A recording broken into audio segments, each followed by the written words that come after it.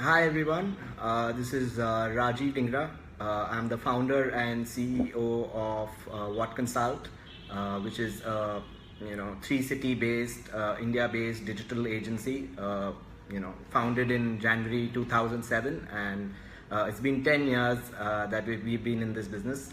This is a unique experience doing a Facebook Live and an entire conference of Facebook Live. So, firstly, congratulations to Social Samosa for organizing this.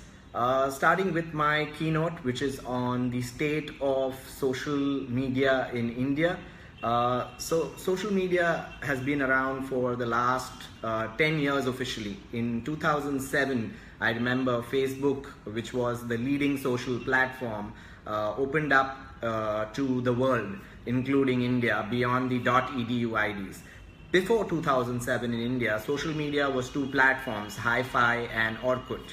And over the years, Facebook has obviously transformed as what it means. Today, Facebook has over 200 million users, and it's the largest, India is the largest country as far as Facebook users is concerned in the world. It also has the largest amount of active users, close to 73 million users log into Facebook from the mobile, and these are statistics as of January 2017, so they've already been growing in the last 6 months or so.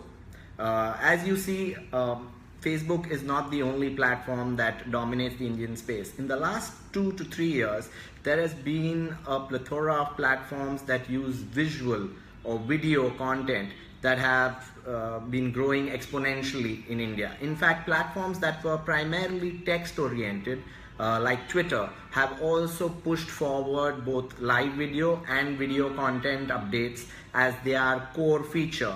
And of course, Facebook today has the maximum number of interactions on video content, and video content is the number one piece of content on Facebook.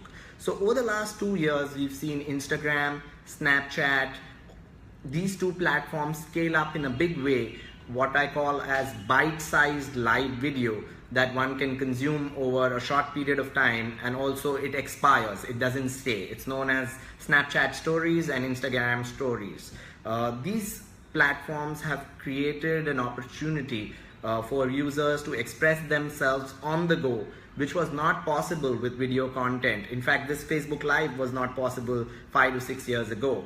And all of these visual platforms have also been redefined because of the power of the smartphone and the mobility that users have, consumers have today. Their smartphones are smart enough, their internet connections are fast enough. The telecom space in India has been redefined over the last year, specifically with the entry of Jio, and that has given the power in the hands of many to create a lot of video content. And that's what I call has created a revolution of social media, wherein mobile and video are the two pillars on which it is scaling up massively, right? Majority of users use social media on mobile today, and video content is the number one content format on social media. And that's how the social media presence has been scaling. In fact, video dominates in all formats. 6 seconds, 10 seconds, 3 minutes if you look at YouTube, and long form, what you call as storytelling content, as well as innovative formats like 360-degree video, which is becoming larger and larger. The way video is also becoming popular is the use of technology and what I call as rudimentary AR to drive filters for your faces. That's what Snapchat, Instagram, and now Facebook has launched for its Facebook stories as well. These are basically ways to incentivize people to take, selfie videos, as you may say, with various filters. You must have definitely seen the dog filter, which is probably one of the most popular ones. And these are slowly but surely bringing various elements of creative and technology into the social video space, as I see it. And it's adding a layer of consumer or technology assisted consumer user generated content that's growing more and more. Uses of this has been done by brands as well internationally, where they've used filters for branding purposes. And definitely I do see the opportunity of brands launching this in India once Snapchat opens up its filters for branding in India. There is an expectation that this year this financial year, Snapchat would have launched its advertising options for brands. Coming to Instagram, I think Instagram is possibly the most interesting and the most fast growing platform for brands. Instagram has a unique positioning compared to all the other players. Facebook is for your friends, and that's the legacy that it continues to live with. Twitter, when it came and it launched, it was not for friends, it was for public exhibitionism, it was for gaining followers, it was for broadcasting your life in text at that point in time. And that's what Instagram is now, because Instagram has Instagram stories, it has pictures much like Facebook, but with very good filters to make them look better, so that you can project a certain lifestyle, you can project your likes, dislikes through these pictures, as well as it has Instagram stories, which is similar to Snapchat. So in my view, Instagram is possibly one platform that combines the best of Facebook, the best of Twitter, because it's sort of live, you can tag your geolocation, where you are checking in, all of that, as well as it has Instagram stories, which sort of takes a leaf out of Snapchat's book and provides it in one platform. It's also a platform that is directly monetized through the Facebook ad manager, and hence it is seeing a lot of brands hop onto it with shop now ads, with also ads that engage, and it's seeing huge uptake from the brand side of things as far as marketers is concerned as well. If you look at the non-social networks, the professional social networks, there are two networks that clearly are the winners here. The first one being LinkedIn, which has grown massively in India, has probably the most validated, valuable database of Indian professionals. Its highest target group is between 24 to 35, while for Snapchat, Instagram, and still now even for Facebook, 18 to 24 dominates a larger pie of its users. So LinkedIn is one platform which actually is completely distinct in a market like India, where professional networking and users that are not to be considered teenage or young users are there from 24 to 35 and onwards. And it definitely is a great platform for luxury brands. It's a great platform for B2B brands to engage audiences, and definitely a great platform for recruitment,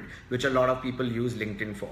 The second platform in the professional networking space is Quora, where Q&As are happening, and India is one of the largest countries again on Quora in terms of Q&A.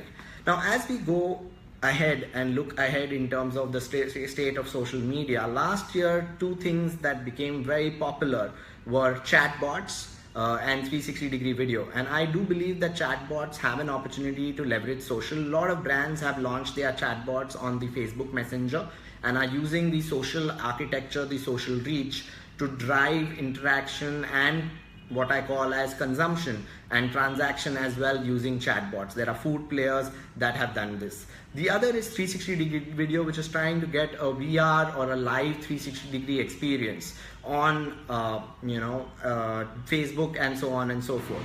So, from that perspective, these two technologies are definitely ones that I see growing. Rich media and 360-degree video will grow, and chatbots will have more and more intelligent usage as far as Facebook is concerned and other chat platforms as concerned. Now, coming to media spends on social, continue to see double-digit growth. It is one where all the platforms aside search as well as other platforms which is display are growing as well, but social seems to be growing much faster, and video on social is growing even faster than the normal social interaction ads. So that's an interesting trend that we are seeing. Also, creatives on social platforms, so whether it's your Facebook posts or your Twitter posts or your Instagram posts, are no longer adaptations of mainline creatives. Today, brands want social, made for social content, and that's happening across all brands that are serious about this platform. In fact, one of the things that I recommend to brands, and a lot of brands are starting to realize this, is that once they create great content on social media, they need to have 1:6 ratio, right? As far as spends on content versus media is concerned. So if you spend 1 rupee on content, you are more likely to spend 6 rupees on promoting it. The reason I say this is because if your content is not good enough to invest 6 rupees in it, if you spend 1 rupee on it, then you probably shouldn't be posting it in the first place on social platforms, right? Today, yes, social platforms do not have the kind of organic reach beyond a few of them. Facebook's organic reach is minimalistic, and that's where brands and marketers need to realize that they need to be very specific with their content, as well as be more specific in the way they promote it and who they promote it to. Future of social, a quick word before I sort of say goodbye. Future of social. Snapchat has launched Snap Spectacles, which clearly states that social is not going to be a destination that you go to, but in the future, I do believe social is going to be embedded as part of your experience in Internet of Things and other things. So social will be a part of devices. Social will be the way you interact with screens and so on and so forth, and those experiences will be leveraged and shared on social, will be captured on social. We already do this in a way where Facebook is already prompting us, telling us that, oh, you are in so and so location, share it with your friends. It's already tracking geolocation for us. Instagram already sort of captures where you took a picture and so on and so forth. Now think of that in terms of happening automatically and people putting it on auto when they are sort of moving around with a armband or with a spectacle and so on and so forth. Both people will have options to put it on auto mode or might want to click it as and when they go along. Definitely all of this will make sure that the future of social is embedded into things that allow us to track ourselves as well as allow us to express ourselves on the fly, on the go, in a live manner. As far as the questions are concerned, I'm seeing some questions that are coming in. So let me start by answering some of the questions that you have asked, right? Do you think Indian brands are doing justice on social media? I think there are many brands who are leveraging social media in a very, very intelligent way. But yes, majority of the brands are under leveraging what they can do with social media. Social media is not about just putting a content bucket up and updating your pages. It can have a very, very integrated architecture to make sure that your brand presence goes right from awareness, interest, desire, and action, and all those funnels are met. And for that, brands need to invest more time, money, as well as thought into how they want to address social media and how they want to leverage each platform and how they want to have cross-platform analytics so that they can, further their engagement and their brand score on each of these platforms. So that was the first question that I answered. The second question out here is any tips for students that want to make it big in the social media space? Okay, that's great. As far as students that want to make it big in the social media space, my tip would be immerse yourself when you're young. I started my agency when I was 21 years old, and that gave me sort of a head start to make my mistakes and learn fairly quickly. Also, when you're younger, you absorb a lot of stuff very fast, and you are able to apply, connect the dots faster. So I think if you're a student, it's the best time to sort of absorb. There's so much different things happening across social media platforms, and it's sometimes humanly impossible to keep up with each of the features, each of the interactions. I strongly recommend you go out and expose yourself to all social media articles, read Social Samosa as well if you can on a daily basis, and that should help you build an insight as to how you can make it big. Let me look at a few more questions out here that have been. What are the trends you foresee in the coming It says, what are the trends you foresee in the coming years? Okay, trends. So definitely, I think video is going to be omnipresent across platforms. Video in all formats and sizes, in all shapes and sizes. I think the social platforms are already moving to and will move more to visibility rather than engagement, because they are becoming much scaled platforms. They will become reach platforms, much like you have print that is used to reach and television is used to reach, and one needs to understand that brands will look at this platform with its reach power to use it as a visibility platform more and more. Beyond this, I definitely think AR, VR and AI, these three are going to interact and be in many ways interactive with social elements, social platforms more and more as we go along.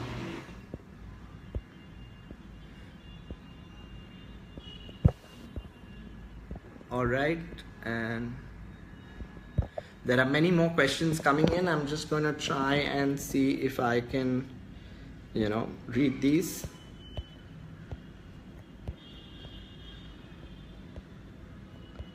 All right, I'm going to take a final question. It says, any tips for bloggers out here?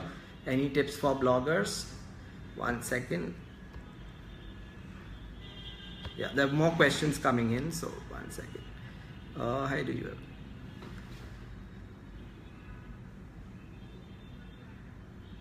That's it. So any tips for bloggers is my last questions. I've checked that out. So blogging is a tough profession.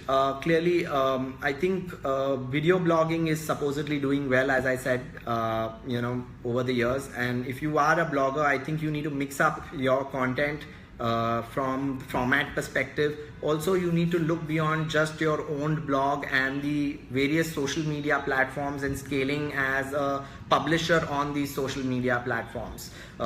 Strongly recommend having multiple platforms to express what you are trying to do, whether it's YouTube, whether it's Instagram, whether it's Twitter, and so on and so forth. And try and identify where your strength lies and where your audience lies and where your audience clearly engages with you. I would even say LinkedIn, for that matter, is a great platform for you to create content for. I don't think publishers who stick to one destination that's the right strategy in the future. Consumers will consume content from different sources, from different social feeds, and clearly what you need to do is be present in all of them and find out how you can scale your audience across these platforms.